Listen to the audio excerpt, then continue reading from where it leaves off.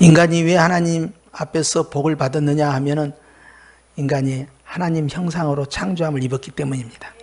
어떤 피조세계도 하나님의 형상대로 창조함을 입지 않았어요. 그래서 인간은 존엄한 것이에요. 왜? 하나님의 형상이 있기 때문에. 인간은 귀하지요. 인간은 하나님 앞에서 참으로 복 있는 자가 된 겁니다. 하나님의 형상을 담고 그 안에 존재하기 때문에 그러합니다. 오늘 주님께서 자신의 형상으로 창조했다는 것은 우리가 자녀를 낳을 때 아버지와 어머니의 형상대로 자녀가 출생한 것처럼 주님이 하나님의 형상으로 창조했다는 것을 우리를 사실상 무엇으로 보셨다는 거예요? 자녀로 보셨다는 겁니다. 그렇기 때문에 주님과 우리는 단순히 창조주 하나님과 창조된 피조물의 관계가 아니라 바로 부모와 같은 영적 질서가 자리 잡고 있기 때문에 주님이 우리를 향한 관심과 사랑은요, 그 어떤 피조세계와 남다르다 이 말이에요. 심지어는 타락한 천사를 위해서 예수님이 오시지 않았지만 그러나 타락한 인간을 위해서는 예수님이 오셨다는 사실을 여러분 주목해야 합니다. 그러면서 주님께서 자신의 형상대로 사람을 창조하시는데 남자와 여자를 창조했다라고 말씀합니다. 즉 사람은 남자와 여자로 합쳐져서 사람이 되는 것이죠. 그렇기 때문에 남자만 있고 여자만 있는 것이 아닙니다. 남녀가 하나가 되어서 가정을 이루고 부부가 되었을 때 사람이라는 단수형을 쓰는 것입니다. 특별히 천국으로부터 고자된 자, 하나님의 특별한 사명자가 아닌 이상은 부부가 되어서 가정을 이루는 것이 하나님의 창조의 질서의 원리요, 말세가 되면 혼인을 금하고 혼자 사는 독신주의로 가는 것은 말세의 징조이기 때문에 하나님의 창조 질서와 맞지 않다는 사실을 주목해야 됩니다. 그렇기 때문에 문화적 환경 가운데에서 우리는 하나님 앞에서 창조 질서를 어떻게 지켜가느냐 할 때 사람이라면 사람답게 산다는 것은, 인간이라면 인간답게 산다는 것은, 그것은 바로 남녀가 하나의 가정을 형성하는 것이요, 또 남녀가 함께 하나님을 섬기는 것이다 하는 걸 알 수가 있습니다. 그렇기 때문에 어떤 동성연애나 어떤 혼인을 금하는 독신주의는 창조 질서 가운데 위배되는 상이라는 사실을 여러분 기억하셔야 합니다. 하나님께서 자녀에게 원하시는 뜻이 바로 여기에 있는 것이죠. 그 다음 28절 말씀해 보니까 주님이 시작, 하나님이 그들에게 복을 주셨다라고 말씀했어요. 그들은 누구입니까? 남자와 여자입니다. 그 남자와 여자를 가리켜서 사람이라는 단수형을 쓴다고 그랬죠. 주님께서요, 이제 그 남자와 여자에게 동시에 복을 주셨습니다. 창조되는 순서는 남자가 먼저요, 그 다음이 여자이지만 주님께서 창세기 1장 28절에 복을 주실 때는 두 남녀에게 동시에 주신 것이죠. 복수형을 쓰고 있잖아요. 그렇기 때문에 남자만 복을 받는 것이 아니고 여자만 복을 받는 것이 아니고 남자를 위해서 여자가 존재한 것이 아니에요. 여자를 위해서 남자가 존재한 것도 아니에요. 주님은 공이 존재함으로써 하나님의 형상인 그 사람이 하나님의 영광을 위하여 쓰임받기를 원하는 것이기 때문에 주 안에서는 남자도 없고 여자도 없고 함께 공이 복 있는 자가 된다 하는 것입니다. 그렇기 때문에 주님께서 그 남녀에게 복을 주시면서 5가지의 축복을 주셨어요. 몇 가지요? 5가지. 그런데 이 5가지의 축복이 그들에게 주셨지만 오늘 이 시간에는 저와 여러분에게 주신 것입니다. 그렇기 때문에 창세기 1장 28절을 끌어당겨서 내 앞에 세워놓고 나에게 주시는 하나님의 엘로힘의 음성을 듣지 못한다면 우리는 이 말씀이 아담과 관련된 말씀이요, 나와 관계없는 말씀이 돼요. 그렇기 때문에 오늘 주님 앞에서 이 말씀이 내 앞에 놓여 있으므로 주님이 내 삶 가운데 선포하시는 축복의 말씀이라는 사실을 기억하시기 바랍니다. 첫 번째 축복을 보니까 어떻게 시작됩니까? 첫 번째는 생육하라라고 말씀합니다. 주님이 생육하라는 말씀은요, 출산을 많이 하라는 거예요. 다산을 의미하는 것입니다. 알곡이 풍성하게 풍년이 드는 것이죠. 그렇기 때문에 주님께서는 우리에게 주신 첫 번째 스타트는 자손을 많이 낳으라는 것이에요. 이것이 바로 예수님 안에서 또한 영적으로 적용되는데요, 예수님께서는요, 복음으로써 우리를 낳으셨다 하시면서 하나님의 백성이 많아지는 것을 기뻐하시는 것이고, 할렐루야. 그렇기 때문에 사도 바울도 내가 복음으로써 너희를 낳았다라고 고백하고요, 우리는 늘 영적으로 출산한다는 사실을 기억하시길 축원합니다. 두 번째 축복의 말씀은 뭡니까? 번성하라는 것입니다. 번성하라는 것은 그저 작은 씨앗이 이제 싹이 나서 그대로 끝나는 것이 아니라 그 수많은 새싹들이 하나님 앞에서 무럭무럭 자라나고 건강하게 자라나고 열매 있게 자라나는 그러한 강건의 복을 의미하는 거예요. 그렇기 때문에요, 우리는 예수님 안에서요 바로 이 복을 누리게 되는 것이죠. 네 영혼이 잘됨같이 네가 범사에 잘되고 강건하고 형통하기를 원한다는 말씀이에요. 주 안에서는 주님께서 우리에게 기뻐하시는 바가 우리가 영육간에 건강하고 성장하고 성숙하기를 원하십니다. 그렇기 때문에 육으로도 건강하고 영으로도 건강하고, 그래서 번성해서요 이파리가 무성하게 많고 열매가 풍성하고 가지가 쭉쭉 뻗어나가는 그런 번성의 복, 이것이 바로 두 번째 주시는 축복의 말씀이에요. 세 번째 축복은 뭡니까? 충만하라는 거예요. 충만하라는 것은 주님께서요 땅의 모든 구석구석에 가서 다 살아라는 뜻입니다. 네가 어느 곳에 가든지 그곳에 다 머물러서 땅 구석구석까지 채워져라. 그렇기 때문에 네가 가지 아니한 곳이 없다. 주님께서는 사도행전 1장 8절 말씀 통하여서 우리에게 땅 끝까지 이르러 증인이 되라는 거예요. 복음 안에서 우리는요 땅 끝까지 이르러야 한다는 것을 주께서 말씀하고 계시는 거죠. 육으로도 아니 간 곳이 없고 다 가야 되고요, 영으로도 복음으로서 끝까지 채워져 가는 역사 있기를 축원합니다. 그런데 바벨론, 이 바벨탑 사건을 통해서요 하나님의 이 명령을 거스리는 행위가 나왔습니다. 그들이 흩어짐을 면하고 모이기 시작했어요. 모여서 힘을 그들이 귀합하려고 했던 것입니다. 주님은 이것을 기뻐하지 않으시고요 그들에게 방언을 집어넣어서, 즉 알아듣지 못한 언어를 집어넣어서요 서로 소통하지 못하게 만들고 결국 바벨탑이라는 거대한 건축공사를 무산시키고 그들을 다 흩어지게 만들었어요. 주님께서는 또한 신약 성경에 가면 스데반 집사를 순교를 시킴으로 수십만을 형성했던 초대교회 예루살렘 교회를요 주님이 다 흩어버립니다. 그리고 그들이 다 뿔뿔이 땅끝까지 나가게 됩니다. 하나님은 우리에게요 흩어짐으로써 받는 복이 있다는 걸 강조하시는 거예요. 비록 지금 코로나와 같은 이러한 비상사태를 통해서요 전 세계가 모여있기보다는 흩어지는 그러한 방향으로 가고 있지만 우리는 이것을 이용할 줄 알아야 됩니다.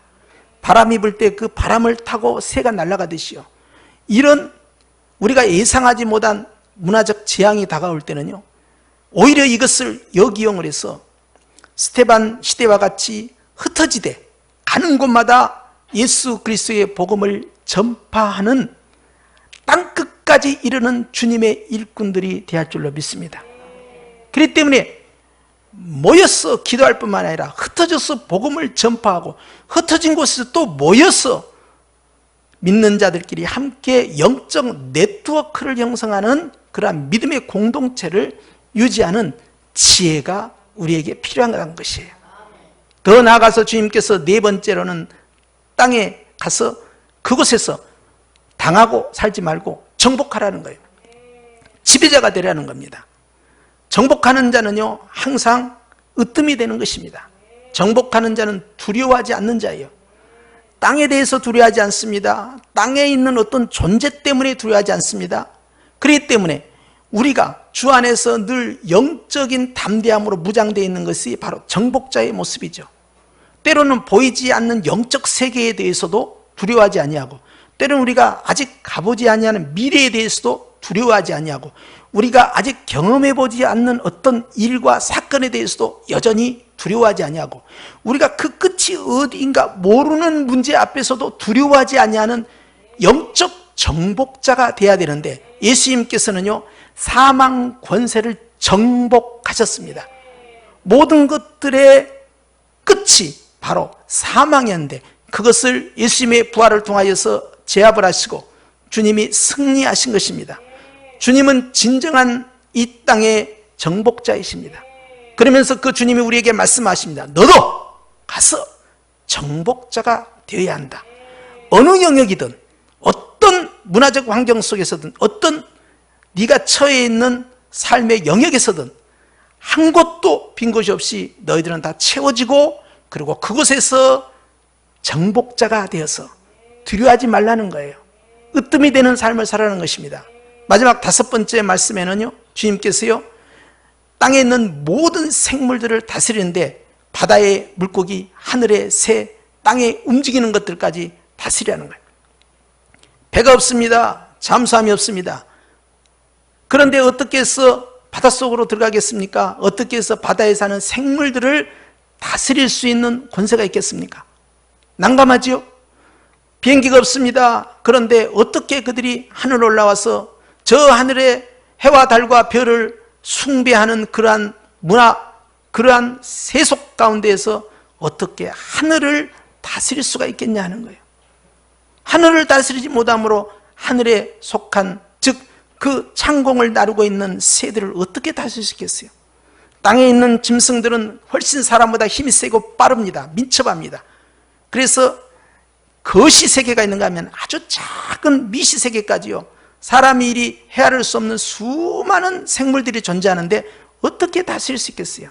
그런데 놀라운 사실은 주님께서 마태복음 28장 18절 말씀에 하늘과 땅의 모든 권세를 내게 주셨으니 라고 말씀합니다. 예수님은요, 이 세상에 권세란 권세는 다 가지고 계신 분이니까 바다를 다스리는 권세, 하늘을 다스리는 권세, 땅을 다스리는 권세까지 우리에게 주신 것이죠. 그렇기 때문에 주님께서 우리에게 가라는 것입니다. 제자를 삼으라는 것입니다. 아버지와 아들과 성령의 이름의 세례를 주라는 것입니다. 그리고 분부한 것을 가르치라는 겁니다. 그리고 마지막에 가서는 지키게 하라. 즉 순종의 관계를 형성하라. 모든 생물을 다 다스리는 것은 순종의 관계를 형성하는 것입니다. 하나님의 백성과 대적하여 싸우는 것이 아니에요. 이사야 선지자가 꿈꾸는 것처럼 그가 예언하기를 사자들이 어린 양과 함께, 어린이가 독사골에 손을 집어넣고 장난을 치고 그들이 함께하는 아름다운 피조 세계를 노래했습니다. 그것은 반드시 예수님의 재림을 통하여 이루어지는 미래의 세상을 알려주신 것이죠. 오늘 그것은 다스림이다 라는 뜻이죠. 오늘 주님께서는요, 예수님의 그 이름, 권세를 통하여서 다스리라는 거예요. 가보지 아니하는 바닷속이라도, 오를 수 없는 하늘이라 할지라도, 그 어떤 우주 만물이라도, 그리고 그 어떤 땅에 움직이는 생물이라도 다 다스리는 권세를 너에게 주셨다. 누가? 예수님께서 주님의 권세를 내 권세로 넘겨주신 것입니다. 첫 번째 아담은 이 사명을 실패했지만 두 번째 아담이신 예수님께서는 이제 그 복을 주님의 자손들에게 그대로 넘겨주십니다. 그렇기 때문에 예수님 안에 있는 사람들은 이 5가지 축복을 다 가지고 있는 것이죠. 오늘 주님이 우리에게 주신 이 5가지 축복이 창세기 1장에 나타나는 축복이 아니라 바로 이 시간에 이 자리에 있는 저와 여러분에게 선포되는 축복의 말씀을 믿으시기 바랍니다. 그러면서 저는 좀 더 집약해서 들어가는데요, 그것은 주님께서 28절에 중요한 말씀을 하셨기 때문에 다시 한번 믿음으로 선포합니다. 다 같이 읽습니다. 시작. 하나님이 그들에게 복을 주시며, 그들이 누구라고요? 내 자신입니다. 내 자신입니다. 내 자신입니다. 계속해서 읽습니다. 시작. 하나님이 그들에게 이르시되, 그들이 누구라고요? 내 자신입니다. 내 자신입니다. 내 자신이에요. 할렐루야. 그리고 나와 내 자손입니다. 나와 내 후손입니다. 나와 내 다음 세대입니다. 주님이 첫 번째 주신 축복의 말씀은 뭐라고요? 생육하라 말씀이에요. 따라 생육하라. 여러분, 하나님 앞에서 믿음으로 시작하는 모든 일들이 다 생육되는 역사가 있기를 축원합니다. 많이 출산한다는 거예요. 결과가 너무 좋다는 거예요. 열매가 너무 좋다는 거예요. 내가 범사에 하는 일마다 때마다 나타나는 놀라운 생육의 축복, 놀라운 출산의 축복, 많이 나타나는 그 결과 앞에 하나님께 영광을 돌리라는 것입니다. 할렐루야. 두 번째 꼭 강조하고 싶은 말씀은 축복이 뭡니까? 번성의 복입니다. 무슨 복이라고요? 번성의 복입니다. 잊어서는 아니 됩니다. 번성의 복이 선포되는 거예요. 주님께서는요, 아담과 하와를 비롯한 모든 아담의 자손에게, 그리고 이제 오늘 이 시간에는 예수님 안에 있는 둘째 아담 대신 주 예수 그리스도의 이름을 믿고 구원받은 모든 백성들을 그 삶과 그 자손들 향하여 너는 번성하라 말씀하는데, 이것은 생육하는 것 못지아니하게 건강하라는 거예요. 강건하라는 거예요.